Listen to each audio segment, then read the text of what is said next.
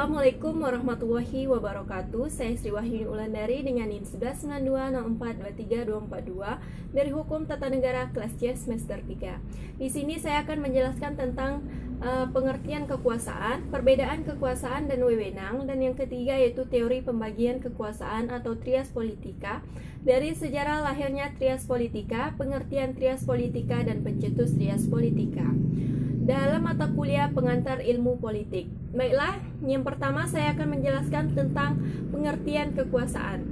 Kekuasaan adalah kemampuan untuk mempengaruhi pihak lain menurut kehendak yang ada pada pemegang kekuasaan tersebut.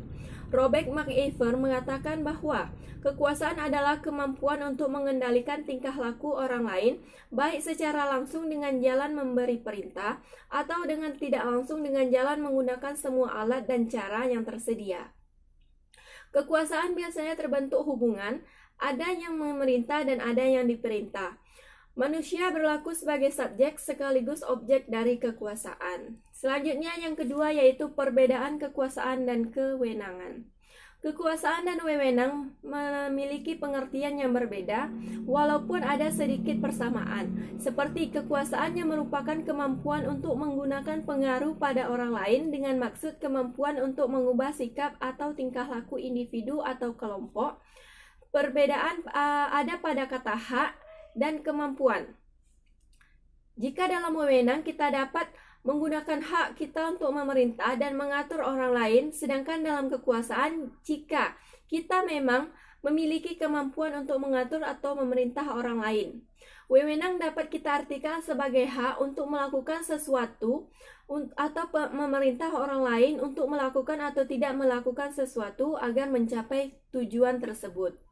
Yang selanjutnya yaitu teori pembagian kekuasaan atau trias politika, sejarah trias politika, pengertian trias politika, dan para tokoh pencetus trias politika.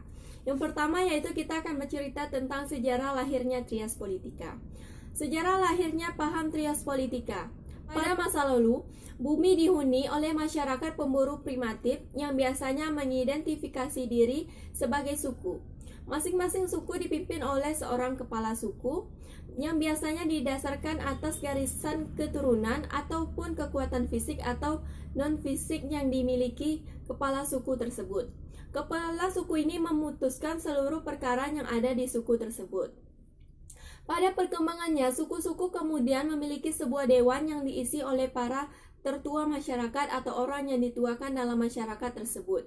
Contoh dari dewan ini yang paling ketara adalah pada dewan-dewan kota Athena, Yunani. Dewan ini sudah menampakkan 3 kekuasaan trias politika, yaitu legislatif, eksekutif, dan yudikatif. Selanjutnya yaitu Carles Los de Secondat, Baron de Lebrede et de Mostocule, lahir 18 Januari 1689 dan meninggal pada tanggal 10 Februari 1755 pada umur yang ke-66 tahun. Atau lebih dikenal dengan Montesquieu, paling dikenal dengan ajaran trias politikanya yaitu pemisahan kekuasaan negara menjadi 3. Yang pertama yaitu eksekutif, pelaksanaan undang-undang. Yang kedua yaitu legislatif, pembuat undang-undang. Dan ketiga yaitu yudikatif atau kehakiman atau pengawas pelaksanaan undang-undang. Selanjutnya yaitu pengertian dari trias politika. Tadi sudah bicara tentang sejarah trias politika, selanjutnya kita akan berbicara tentang pengertian trias politika. Selanjutnya yaitu pengertian dari trias politika.